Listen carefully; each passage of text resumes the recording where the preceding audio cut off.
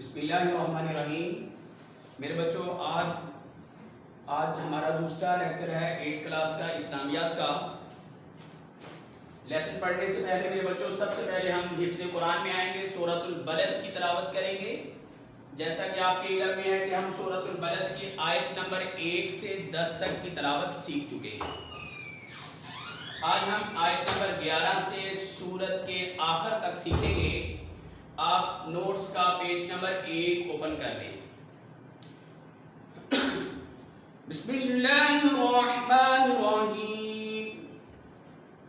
فَلَاقْتَحَمَ الْعَقَبَةَ وَمَا أَدْرَاكَ مَا الْعَقَبَةُ فَكُّ رَقَبَةٍ أَوْ إِطْعَامٌ فِي يَوْمٍ ذِي مَسْغَبَةٍ يَتِيمًا ذَا مَقْرَبَةٍ أَوْ مِسْكِينًا ذَا مَتْرَبَةٍ ثُمَّ كَانَ مِنَ الَّذِينَ آمَنُوا وَتَوَاصَوْا بِالصَّبْرِ وَتَوَاصَوْا بِالْمَرْحَمَةِ أُولَئِكَ أَصْحَابُ الْمَيْمَنَةِ وَالَّذِينَ كَفَرُوا بِآيَاتِنَا هُمْ أَصْحَابُ الْمَشْأَمَةِ عَلَيْهِمْ نَارٌ مُؤْصَدَةٌ صدق اللہ العظیم۔ میرے بچوں، یہ تو سورۃ البلد تھی اور ہم نے سورۃ البلد مکمل کی، اور میرے بچوں اس کو بار بار سنیے اور بار بار اس کی تلاوت کریں اور اچھے طریقے سے سورت یاد کریں۔ اور میرے بچوں، آج کا ہمارا سبق نمبر 2 ہے حج اور اس کی عالمگیریت۔ سبق کا عنوان میرے بچوں حج اور اس کی عالمگیریت۔ اس کا پہلا سوال ہم پڑھ چکے ہیں، آج ہم دوسرا سوال پڑھنے جا رہے ہیں۔ سوال ہے سفر حج کے دوران عالم اسلام کے اتحاد کی جو روح نمایاں ہوتی ہے، مثالیں دے کر بیان کریں۔ اور میرے بچوں یہ سوال تھا، اور سب سے پہلے ہم پہلے سوال میں حج کا معنی و مفہوم پڑھ چکے ہیں۔ سرسری سا آپ کو حج کا معنی بتا دیتا ہوں، زیارت کا ارادہ کرنا، اور آپ اس کا مفہوم بھی پڑھ چکے ہیں۔ آج ہم سفر حج کے دوران عالم اسلام کے اتحاد کی جو روح ہے وہ بتانے جا رہے ہیں۔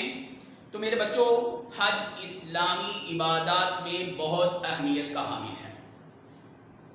سفر حج کے دوران ایسے مناظر رونما ہوتے ہیں جو عالم اسلام کے اتحاد کو نمایاں کرتے ہیں۔ ان میں سے چند ایک مثالیں ہم نے آپ کے سامنے بیان کی ہیں۔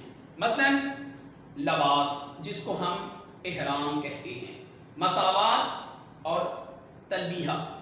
اور میرے بچوں، لباس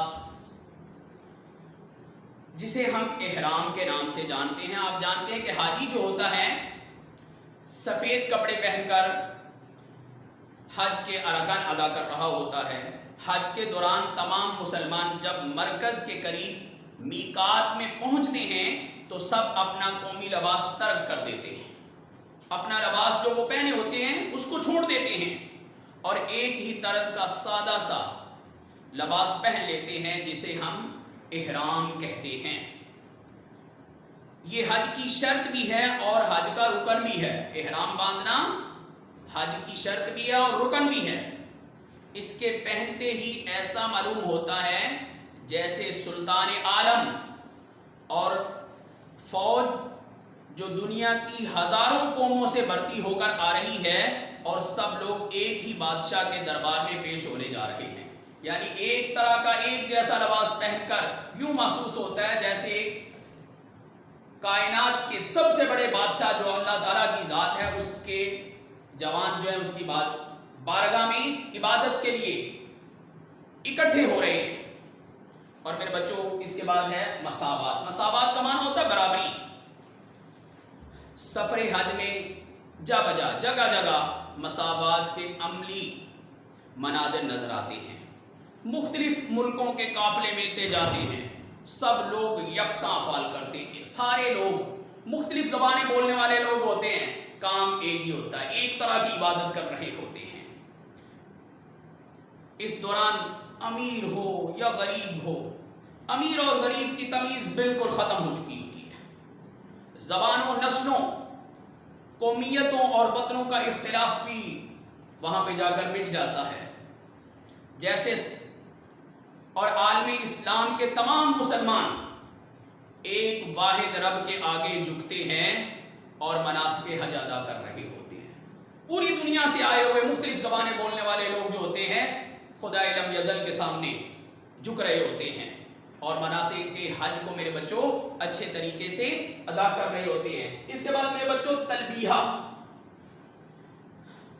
میرے بچوں جیسے ہی تمام مسلمان جب میقات سے روانہ ہوتے ہیں تو ان سب کی زبانوں پر ایک ہی نعرہ بلند ہو رہا ہوتا ہے۔ وہ کیا کہہ رہے ہوتے ہیں؟ لبیک اللہم لبیک لا شریک لک لبیک ان الحمد والنعمت لک والملک لا شریک لک۔ میرے بچوں اس کا ترجمہ کچھ یوں ہے، حاضر ہوں اے اللہ، میں حاضر ہوں، میں حاضر ہوں، تیرا کوئی شریک نہیں، میں حاضر ہوں، یقیناً تعریف سب تیری ہی لیے ہے، نعمتیں سب تیری ہیں، ساری بادشاہت تیری ہے، اے اللہ تیرا کوئی شریک نہیں، اے اللہ تو وحدہ لا شریک ہے۔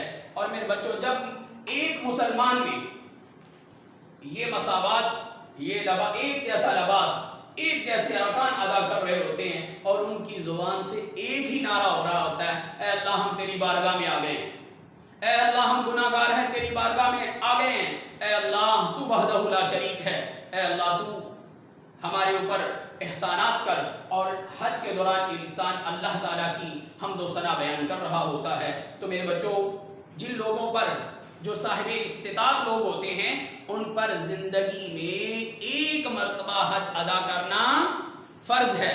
اور میرے بچوں آپ نے اس سبق میں دوسرے لیکچر میں سورۃ البلد مکمل یاد کرنی ہے اور یہ دوسرا سوال اچھے طریقے سے آپ لوگوں نے یاد کرنا ہے۔ والسلام۔